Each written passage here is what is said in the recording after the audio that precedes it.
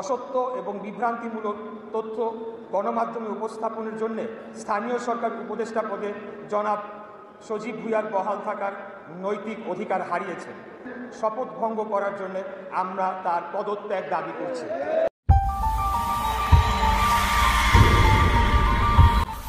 এখন দেখছেন CNW news TV. Ishraq বলেন, উপদেষ্টা সজীব শপথ ভেঙেছেন, পদত্যাগ দাবি। বলছি বিস্তারিত।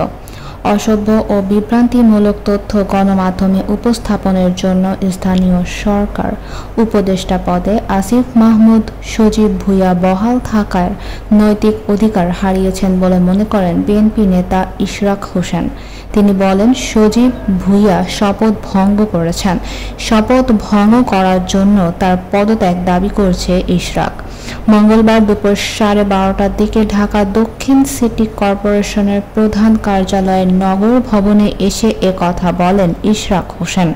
শপথের মাধ্যমে দায়িত্ব বুঝে না পেলেও নগর ভবনের একটি মিলনায়তনে সংস্থাটির প্রায় 70টি ওয়ার্ডের সচিবদের নিয়ে বৈঠকে বসেছেন ইশরাক হোসেন।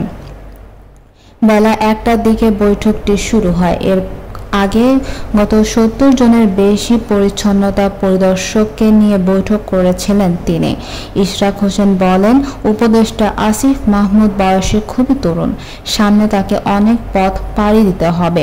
কাজেই জনগণের প্রতি শ্রদ্ধাশীল আচরণ, আদালতের রায়ের প্রতি সম্মান প্রদর্শন তার কাছ থেকে কাম্য।